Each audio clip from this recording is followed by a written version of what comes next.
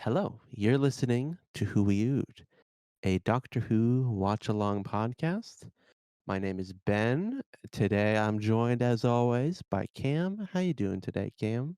Oh, we're in allergy season at the moment, and the allergies aren't so nice to me, Ben. It's been kicking the crap out of me. I don't know. How do you have allergies, Ben? I'm always at like a kind of a constant level, Mm. so pollen season doesn't really do anything. I have just ambient allergies or something. See, I feel that I'm the same way, but right now it's bad. Yeah. Yeah, it could be better, it could be worse. Just had Summer Game Fest, which was nothing that's like, "Ooh, yeah, that's awesome." No. Except for new Alan Wake 2 DLC, that's always cool. Yeah, and then the Xbox one was today. What did you think of the Xbox one?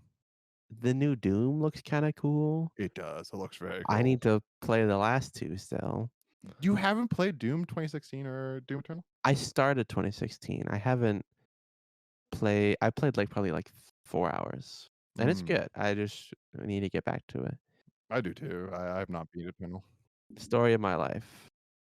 New Life is Strange announced. I'm a big Life is Strange fan. Mm. Don't know how I feel about it, but I will be pre-ordering. A new Dragon Age. I'm not looking at anything because I'm already kind of spoiled for the ending of Inquisition, which, despite being a huge Dragon Age fan, I've not finished Inquisition. But I'm gonna get back to it now. That Veilguard is right around the corner. The trailer didn't do it for me, Ben. I'll say that. I was like, this is not for me. The coolest thing about Dragon Age is how the story progresses from game to game. If you're not invested, I wouldn't expect you to care. I completely fucked up. For some reason, I thought it was a Warhammer or Vermintide game. But no, Oh. it was a Dragon Age game. Mhm. But Ben, we gotta stick to Doctor Who. Yes, Doctor Who, good old Doctor Who. When do you think we'll have a good Doctor Who video game?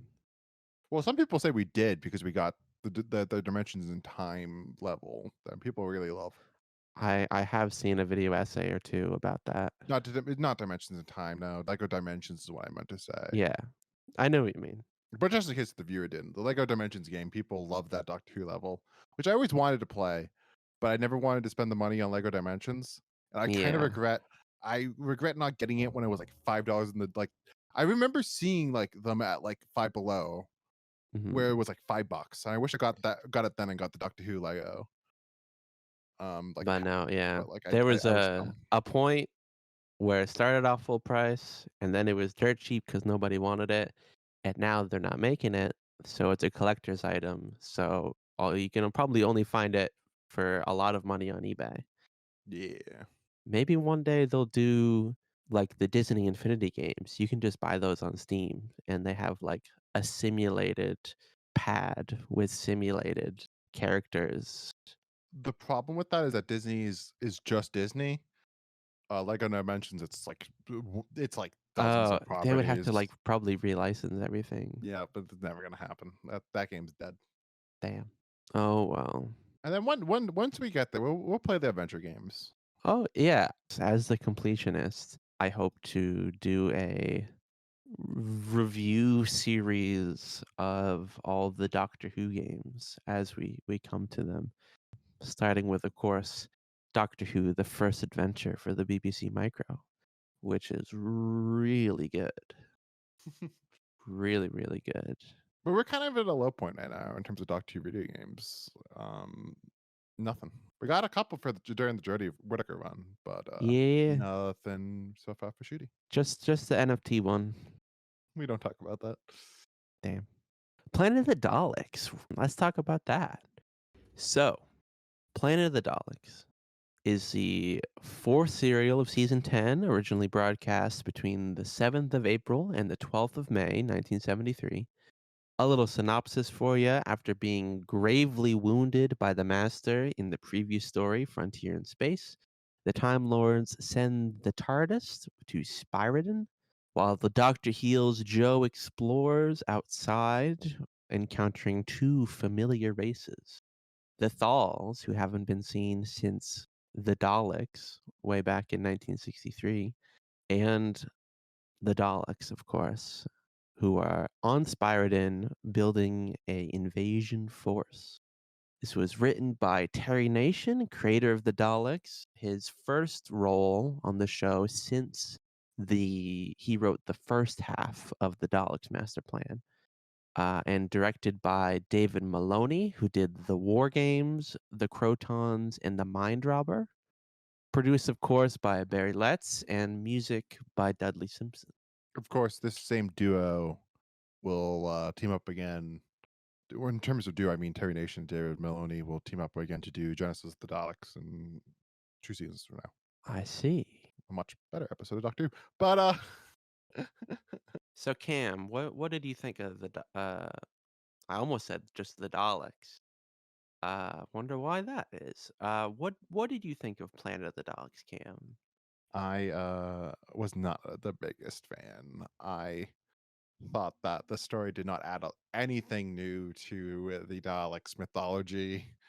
It had very little new ideas to bring to the table overall. It did not keep my interest for the majority of it. I thought this was just a boring six-parter classic Doctor Who, that the Daleks were the least interesting they've been, like, almost ever. Like, I think this is such a bad, like, especially when you compare this to, like, Power and Evil, the Daleks, and during the Troughton run, they were definitely doing more interesting things with the Daleks.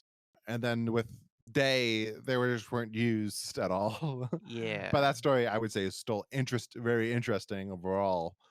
But I felt like now Terry Nation came back to write the Daleks and forgot to add anything new to the table with them and just wrote them the same as they were in 1963.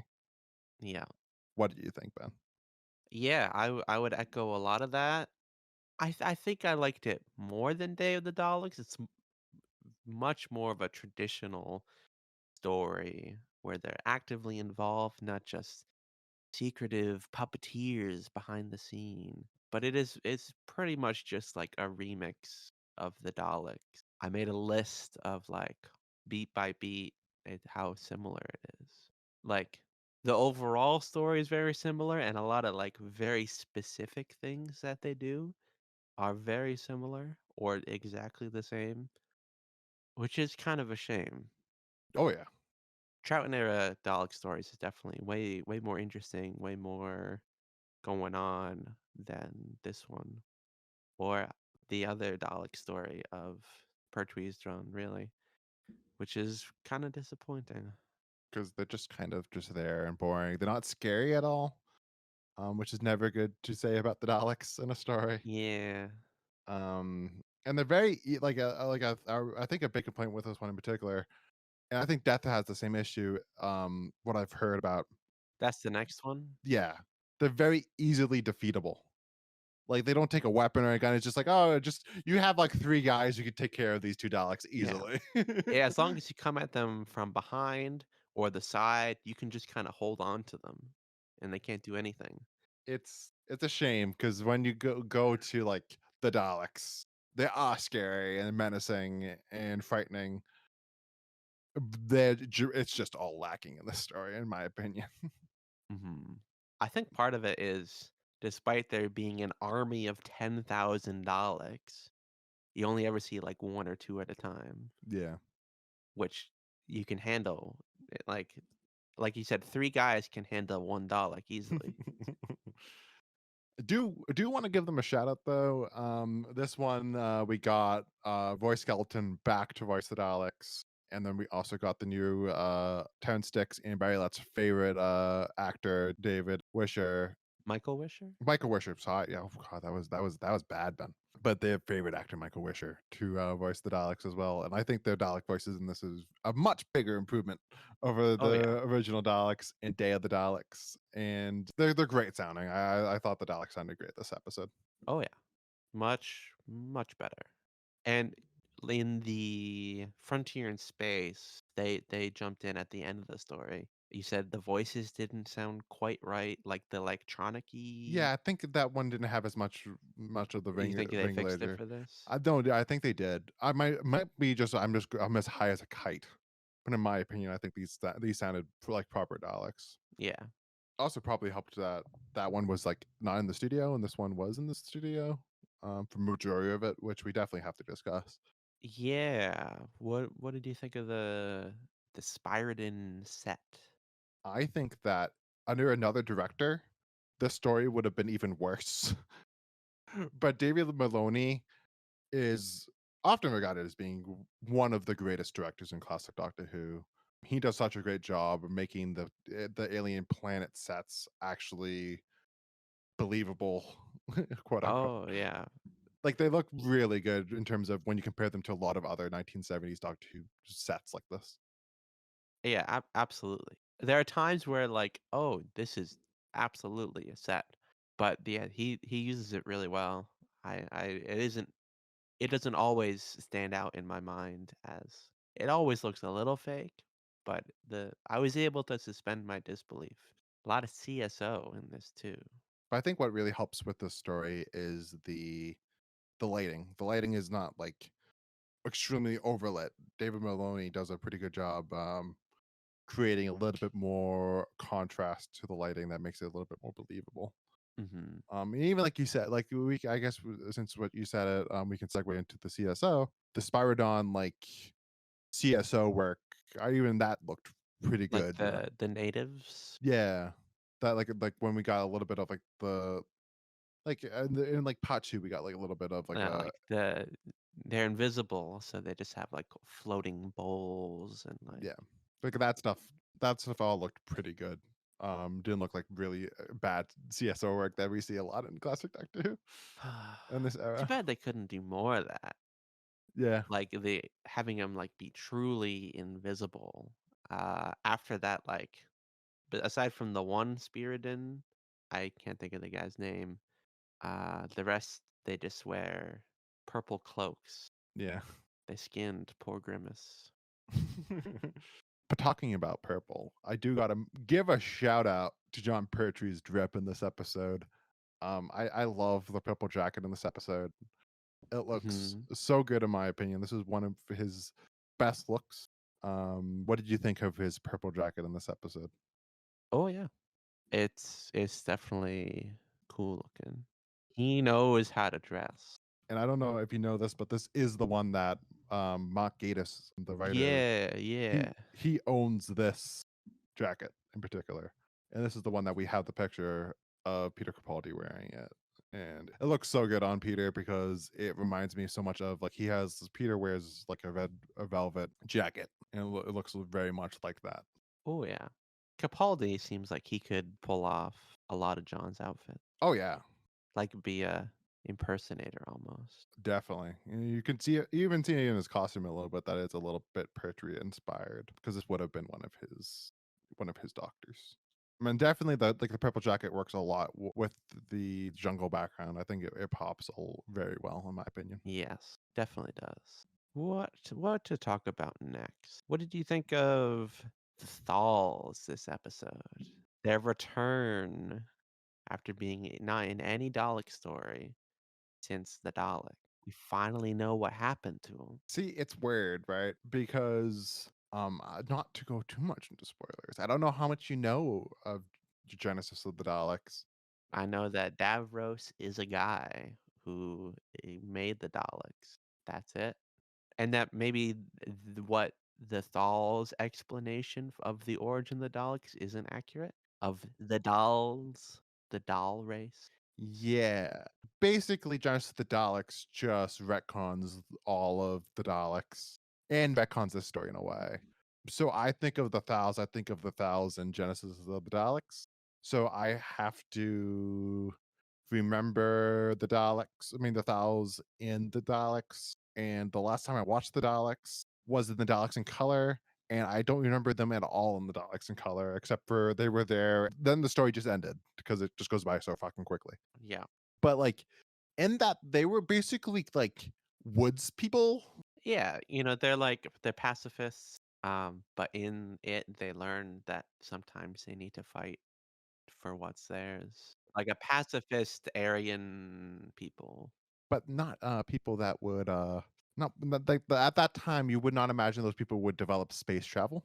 I mean, this could be 10,000 years in the future. We have no They do say, idea. like, that was, like, a couple of hundreds of years ago, so I don't know. Generations ago, the Doctor and his blue box is just a myth. I guess that it only takes, like, a couple hundreds of years to develop space travel, which I guess if, like, you was stumbled upon us in, like, 1600s, you would've been like, "Oh, these fucking people are never gonna make it make it to the moon." Yeah. And then, like, look at us, like, 300 years later, we're on the moon. But also, we went to the moon, we didn't go to, like how far away is Spiridon compared to, like or is it Spiridon? I mean, they probably had Dalek technology at that point too. Who knows? Who knows, Ben? We do not know. But then also, this story the Daleks canon is just a mind fuck Yes. because, like, in Skyrim, my head is just like, that's the Daleks. The Daleks is just fuck the Dalek, like, the end of the Daleks, like, the first serial with the Daleks. Where the Daleks like get like destroyed. Like in my head canon, the Daleks are still like roaming around in Skyro, just that's their home planet. Mhm. Which we see more of it back again in Evil the Daleks. So I don't know what the deal is with that. Um, I don't know. The Daleks are just complex, owing to I think Terry Nation having a different idea of what the Daleks are than I guess the BBC or whatever kind of generalization you can make about other yeah. writers. Or like just you could just hit like David Whittaker with the Troughton episodes in particular. Yeah.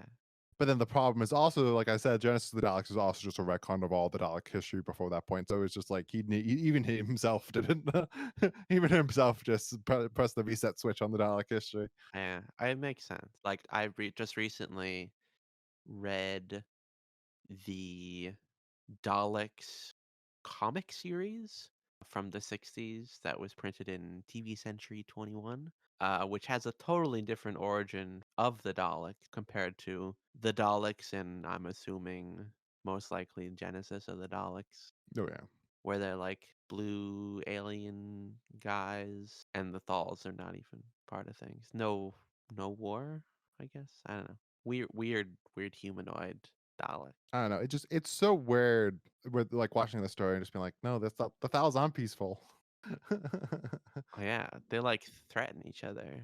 Like in Genesis, not to go too much into it, but in Genesis, they're like that war, like the Khalids and the Thals are in war with each other. Like there's like in the this forever war. It's like it's so weird to say like the Thals are known as the most peaceful people on the galaxy. It's like They're pacifists as a overcompensation. Like I don't know how much you remember in their history, according to the Daleks, they were a warrior people at war with the dolls, and then bombs blew up the world, and they said never again. We won't raise our fists ever again, mm, and became pacifists. now that you said that, I do remember that. It's been a while since I've watched the Daleks. That was not in color.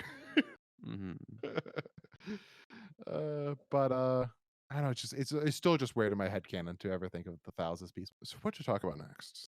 Uh-oh, we've only been recording for 24 minutes, and I feel like we're almost done. It's there's not a lot to talk about in Planet of the Daleks. It's not that much of an interesting story, which is my problem with it. Which is why it's like I prefer Day to this because Day is extremely interesting. Day is different at least, yeah. Day is an extremely interesting story. It's a little bit of a fuck up, but I think at least at the end of the day, it's an interesting fuck up. This is just like extremely boring for six-parter. I think the story, even as a four-parter, would be like tearing my teeth out. Like this is like there's not enough here. It needed another twist. It needed another. The Daleks needed to have a little bit more like they need to feel a little bit more in control, I would say, in this story. To go back to what you previously said about talking about the Thals, Ben, the interesting fun fact about that is that originally the Daleks was going to kill off all the Thals in this story, all the Thal characters. Mhm. But Terrence Dicks and Barry Letts told him told Terry Nation that like he couldn't do that because at that point the show was under the spotlight for its violence. So they said, we can't do that. Which I think that would have been interesting in the story to see, like, give that moment to the Daleks of really showing them how evil they are. Yeah. What did you think of the Doctor and Joe in this episode? Their relationship. I really love the moment where the Doctor thinks Joe is in the Thal spaceship and he goes out and says, "Just take me, don't hurt her." And they blow it up and he thinks she died. Really can see the grief. See, I liked it, but in another way, I'm like, I wish, like, I think we know, like, Yeah, we know she's fine. so I think like I wonder if that would have been better if we didn't know if Joe died, but then that would have been cheap. So I don't know. I think that shouldn't have happened, and I think like that's just cheap writing to begin with. But that's just my thoughts. Yeah. Other than that, But then like overall and just their relationship, I don't know. This story, I thought they spend a lot of it like not together. We only get them like halfway through the story when they are together, and then when they are together, they have really nothing to say. They weren't like there was nothing that stood out to me in particular about their relationship in this episode together. yeah. Except for the end bit, which I love the end bit. Yes, I wrote that quote down. Yeah. But Joe, that's only one little world. There's so many hundreds of others to see. And she says, I want to go to Earth. I want to go home. And that smile that Pertwee gives her when she says I want to go home is wonderful. I thought that like He's a little bit saddened though. Like, oh yeah, but that's Earth. I've already been there. but then like yeah he gives her that smile and I love that smile. Yeah. I think that was for her though. Yeah, but it gives that like grandfather fatherly like figure aspect to the Third Doctor and Joe's relationship. Yeah. That we have to talk about the Supreme Dalek, Ben. The Supreme Dalek showed up in this story. Yeah.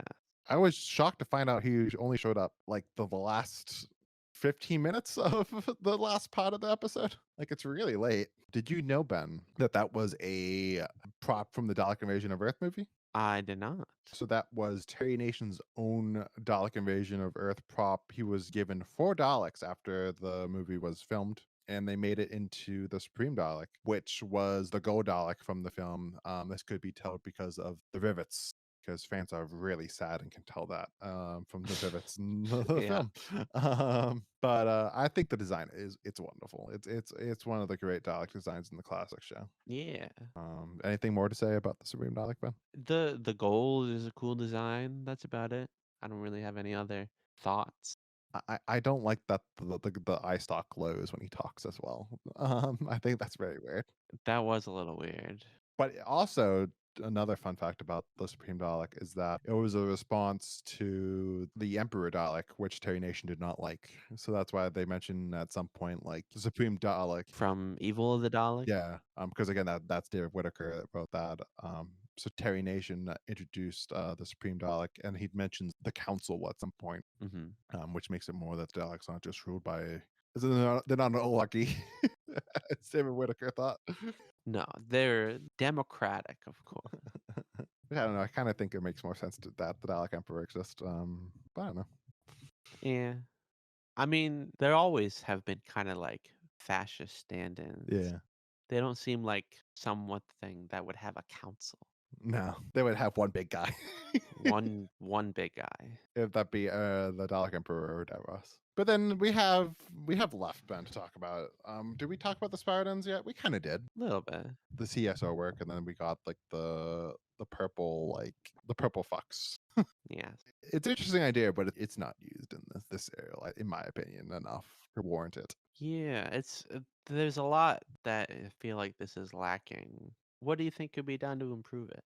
Like, what could you tweak or what could you add?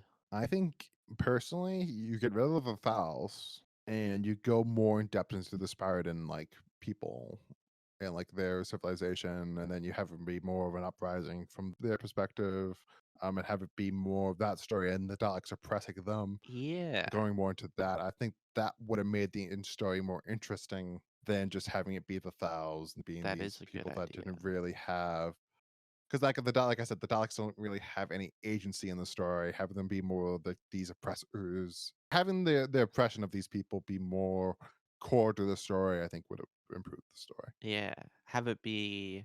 the story of a slave uprising rather than simply the Thals just found them and are like, oh, these are bad guys. Let's kill them. Like I think that that would have worked more. Um, and then you could have had it also like that bit of some of them while working for the Daleks, and then you could have also had some fun things with the actual jungle was after the Daleks as well because it's sentient or some shit like that. I think that could have been cool. Yeah, yeah. If they did more with the jungle, the whole like first two episodes are like, oh, there's this fungus. Don't get it on you. It'll take you over. And then never comes up again. I thought that would be a bigger point. Maybe if they could like use it as a weapon against the Daleks. Yeah. So like just stuff like that. I think that just getting rid of the thousand just had it been more based on the setting of the story. Yes, have it be more of a guerrilla tactics. Yeah, I think that would have been all cool. And more interesting than the story we got. Basically, what I'm saying is if you did a little bit of the Daleks and you added the Daleks and the Dalek invasion of Earth, you kind of combined the two, maybe Hmm. that would have made more for an interesting story than what we got, which was just the Daleks. But Who writes Death to the Daleks? that's Terry Nation again. He writes Planet, Death, Genesis, and then he writes Destiny. And Destiny, pretty much, we kind of know that Douglas Adams did a pretty big rewrite on that episode, and it's kind of hotly debated how much Robert Holmes rewrote Genesis of the Daleks. Hmm. Sometimes it's said that he rewrote a lot of it, and there's other times that Terry wrote majority. He was got that Robert Holmes guided him, but we'll talk about more of that in Genesis episode pretty soon. Hmm. Because spoilers, Ben. Interesting fact: the Barry Letts and Terrence Dix they still did like the script commissions for season 12 before they left. All the script ideas was all like basically Terrence Dix. They were like, "Oh yeah, Terrence, you can not Terrence, Terry Nation, you can do another Dalek story." And he's like, "Okay." And he comes back with the idea for his Dalek story, and they're like, "Dude, this is just the same thing over again. You just did the same thing again. You got to do something different, dude." Yeah, I think this story suffers like a lot of stories. A lot of interesting ideas. This one probably has less lots, but it has some interesting ideas that aren't fully utilized. Yeah, Maybe if it had more time, more budget, someone to rein in Terry Nation a little bit. I don't even think that a lot of it is that with this one though. I think this one it is just tense, not tense. Terry Nation should have just wrote a better script. That's a good majority of this one. Yeah. I think I like my dare more than what we got. Like doing something that was a little bit more integral to the actual planet that we're on instead of just having it be the thousand again would have made for a more interesting story. Yeah.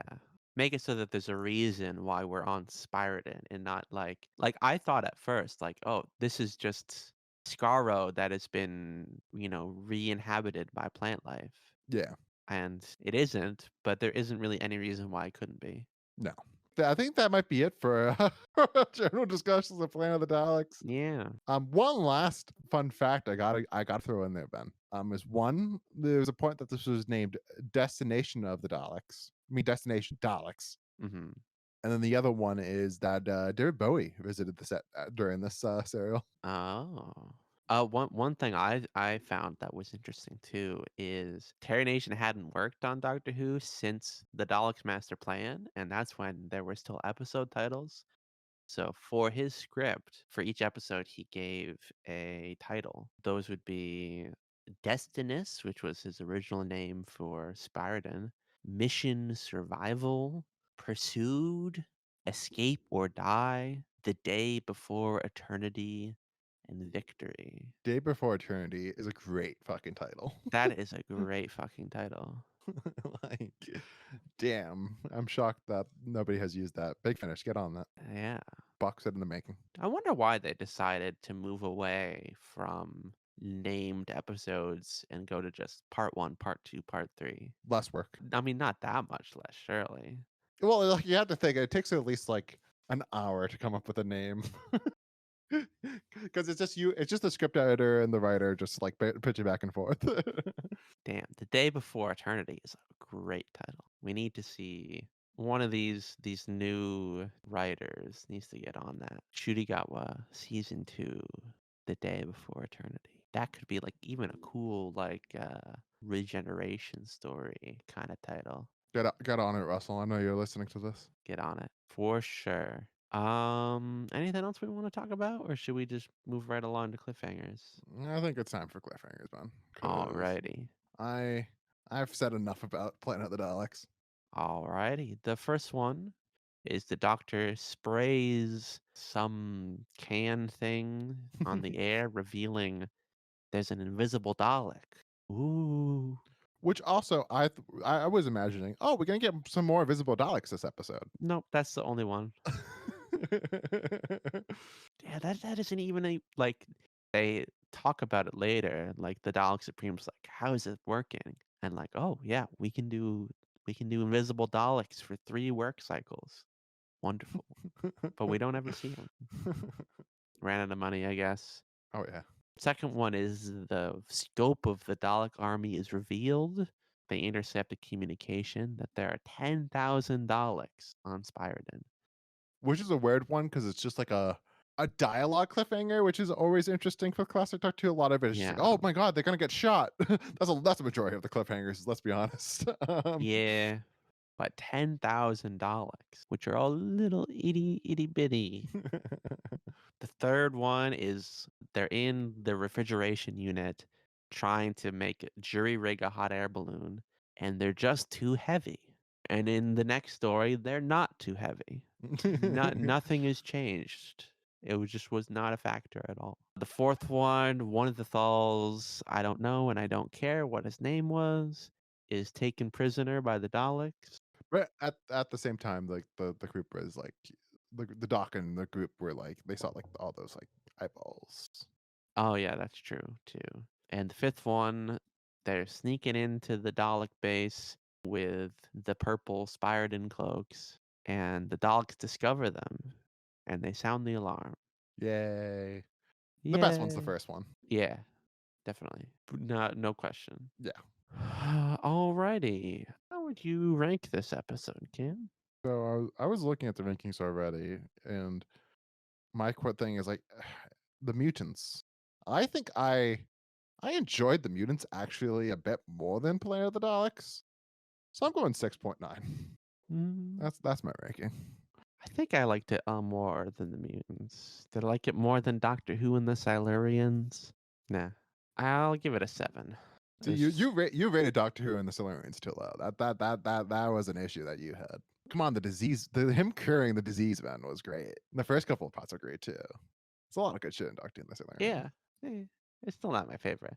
Silurians. If we were to re-rank them, that, like I've said many a times, that was when we were at a 0.5 scale, Yeah. not a 0.1 scale. That would probably go up to like a 7.3 or something like that. What are the overall? How does this compare to other Third Doctor stories according to Doctor Who magazine? So according to Doctor Who magazine, this rated in 2023, this ranked number 18. In 2014, this ranked number 16. In 2009 and 1998, it ranked number 17. So the lowest it has ever been was well, the most recent time they did the poll, which was last year from the time of recording this. I think that is the right point of view for this story. This isn't as good as Day of the Daleks. This isn't as good as The Ambassadors of Death or even Frontier in Space. I prefer Frontier in Space compared to Planet of the Daleks, in my opinion. So number 19 is Claws of Axos. Do you think Claws of Axos is better than this? Yeah, I enjoy Claws of Access. Do you think Colony in Space is better than Oh this? no, Colony in Space is way below this. I think the Time Monster is better than this. I think I know what you think, though. Oh god, I'm not looking forward to Monster Peloton. Well, hopefully, Death to the Daleks ends up better. Now, looking at the polls, it's not promising, but No. we don't always agree with them. Like Death of the Daleks has a passionate fan base. I'll say that. I've heard people say that it actually is an underrated Doctor Who story. Hmm. Cool. Also, that is a four-parter, I believe. That instantly makes it better. Alrighty then. Thank you so much for tuning in. Please be sure, if you're listening on YouTube, to like, comment, subscribe. If you're on Spotify, leave us a rating. We have a Q&A. Go ahead and leave us your thoughts about what you thought. Be sure to give us a follow on TikTok, where we're posting a short for every single episode that we cover. And thank you so much. Have a wonderful rest of your day. Peace out, everyone.